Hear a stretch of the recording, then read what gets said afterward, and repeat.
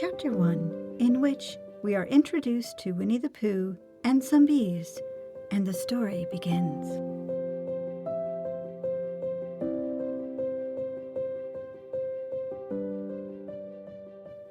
Here is Edward Bear coming downstairs now, bump, bump, bump, on the back of his head, behind Christopher Robin. It is, as far as he knows, the only way of coming downstairs, but sometimes he feels that there really is another way, if only he could stop bumping for a moment and think of it, and then he feels that perhaps there isn't. Anyhow, here he is at the bottom, and ready to be introduced to you. Winnie-the-Pooh. When I first heard his name, I said, just as you are going to say, but I thought he was a boy. So did I, said Christopher Robin. Then you can't call him Winnie. I don't. But you said, he's Winnie-the-Pooh. Don't you know what "the" means? Ah, yes, now I do, I said quickly, and I hope you do too, because it is all the explanation you're going to get. Sometimes Winnie-the-Pooh likes a game of some sort when he comes downstairs, and sometimes he likes to sit quietly in front of the fire and listen to a story. This evening, "What about a story?" said Christopher Robin. "What about a story?" I said. "Could you, very sweetly, tell Winnie-the-Pooh one?" "I suppose I could," I said. "What sort of stories does he like?" "About himself, because he's that sort of bear." "Oh, I see. So could you, very sweetly?" "I'll try," I said. So I tried. Once upon a time, a very long time ago now, about last Friday, Winnie-the-Pooh lived in a forest all by himself, under the name of Saunders. "What does under the name mean?" asked Christopher Robin.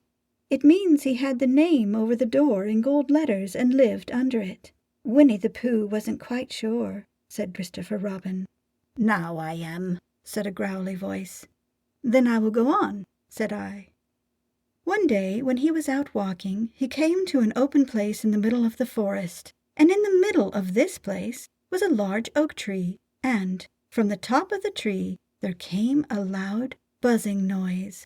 Winnie-the-Pooh sat down at the front of the tree and put his head between his paws and began to think. First of all he said to himself, "Oh, that buzzing noise means something. You don't get a buzzing noise like that, just buzzing and buzzing, without its meaning something.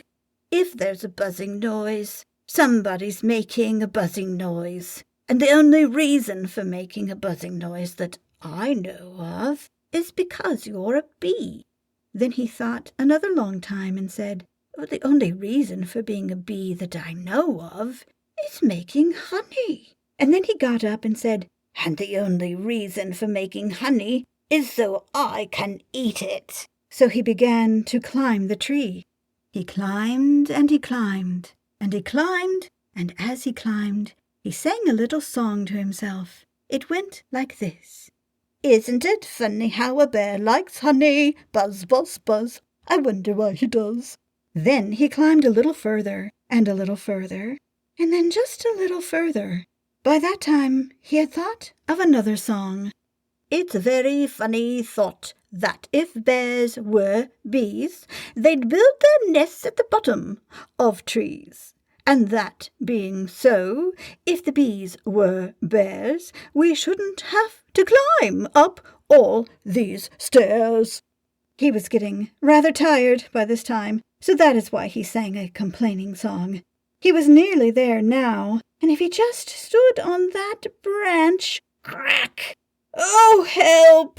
said Pooh, as he dropped 10 feet on the branch below him. "If only I hadn't—" he said, as he bounced 20 feet onto the next branch. You see what I meant to do," he explained, as he turned head over heels and crashed onto another branch 30 feet below. "What I meant to do, of course, it was rather," he admitted, as he slithered very quickly through the next 6 branches. "It all comes, I suppose," he decided, as he said goodbye to the last branch, spun round 3 times, and flew gracefully into a gorse bush. "It all comes of liking honey so much. Oh, help!" He crawled out of the gorse bush. brushed the prickles from his nose, and began to think again. And the first person he thought of was Christopher Robin. "Was that me?" said Christopher Robin in an awed voice, hardly daring to believe it. "That was you." Christopher Robin said nothing, but his eyes got larger and larger, and his face got pinker and pinker. So Winnie-the-Pooh went round to his friend Christopher Robin, who lived behind a green door in another part of the forest. "Good morning, Christopher Robin," he said. "Good morning, Winnie-the-Pooh," said you.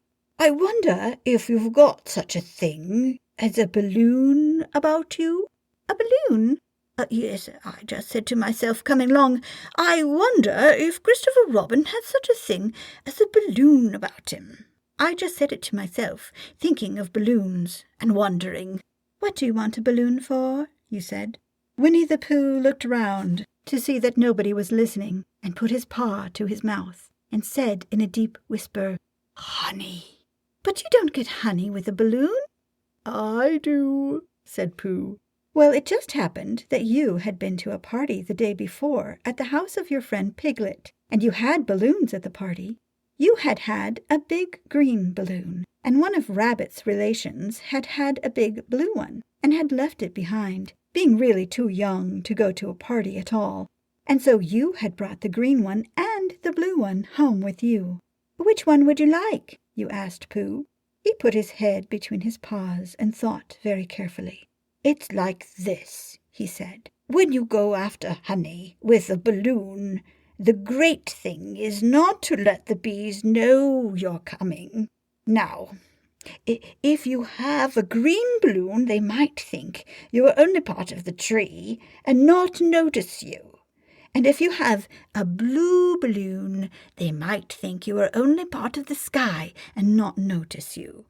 And the question is, which is most likely?"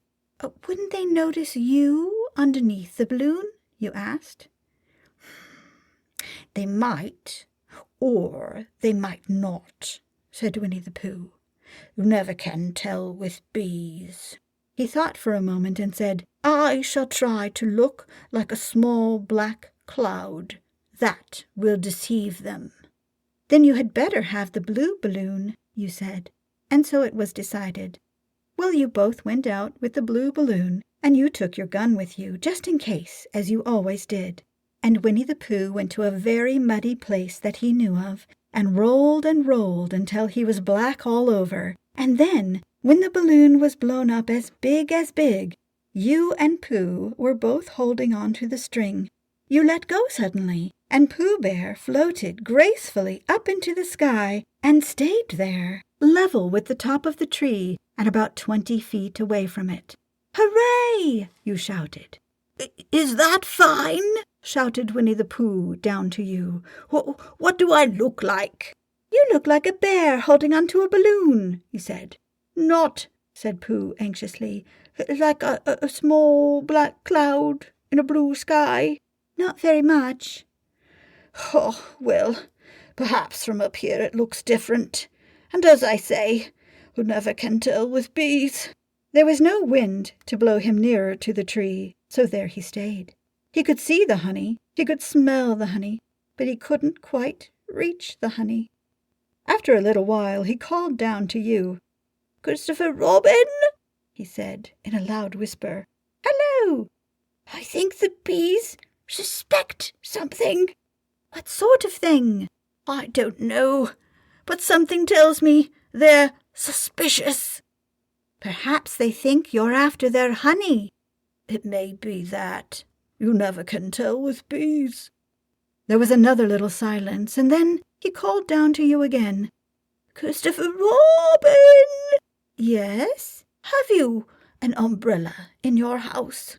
"I think so." "I wish you would bring it out here and walk up and down with it, and look up at me every now and then and say, 'Tut-tut, it looks like rain.'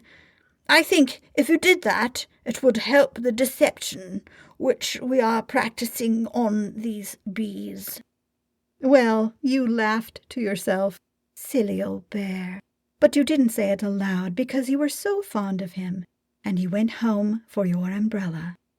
"Oh, there you are!" called down Winnie-the-Pooh as soon as you got back to the tree. "I was beginning to get anxious. I have discovered that the bees are now definitely suspicious." "Shall I put my umbrella up?" you said. "Yes, but wait a moment. We must be practical. The important bee to deceive is the queen bee.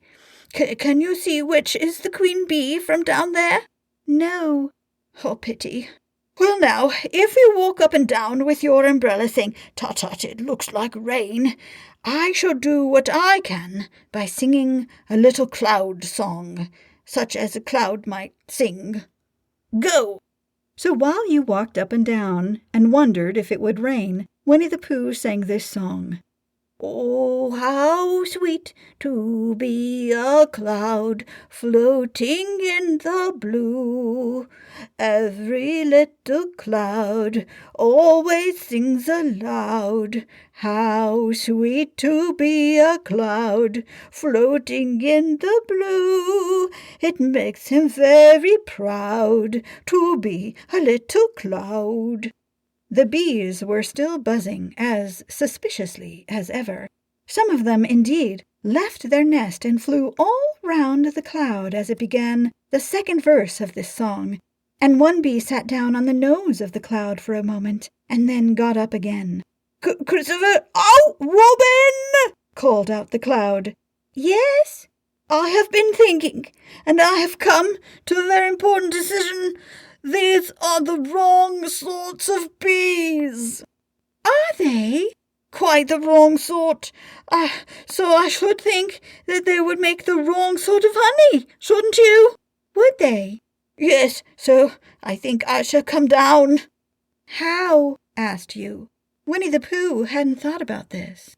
If he let go of the string, he would fall, bump, and he didn't like the idea of that. So he thought for a long time, and then he said, "Oh, Christopher Robin, you must shoot the balloon with your gun. Have you got your gun?" "Of course I have," you said. "But if I do that, it will spoil the balloon," you said. "But if you don't," said Pooh, "I shall have to let go, and that would spoil me." When he put it like this, you saw how it was, and you aimed very carefully at the balloon and fired. "Ow!" said Pooh. "Did I miss?" you asked. "Well, you didn't exactly miss," said Pooh, "but you missed the balloon." "Ah, I'm so sorry," you said, and you fired again, and this time you hit the balloon, and the air came slowly out, and Winnie-the-Pooh floated down to the ground. But his arms were so stiff from holding on to the string of the balloon all that time that they stayed up straight in the air for more than a week, and whenever a fly came and settled on his nose he had to blow it off. And I think, but I am not sure, that is why he's always called Pooh. "Is that the end of the story?" asked Christopher Robin. "That's the end of that one. There are others. About Pooh and me, and Piglet and Rabbit, and all of you. Don't you remember?" "I do remember, but when I try to remember, I forget." That day when Pooh and Piglet tried to catch the heffalump, they didn't catch it, did they? No. Pooh couldn't because he hadn't any brain. Did I catch it? Well, that comes into the story. Christopher Robin nodded. "I do remember," he said. "Only Pooh doesn't very well, so that's why he likes having it told to him again. Because then it's a real story and not just a remembering." "That's how I feel," I said. Christopher Robin gave a deep sigh, picked his bear up by the leg, and walked off to the door, trailing Pooh behind him. At the door he turned and said, "Coming to see me have my bath?" "I might," I said. "I didn't hurt him when I shot him, did I?" "Not a bit." He nodded and went out, and in a moment I heard Winnie-the-Pooh bump, bump, bump, going up the stairs behind him.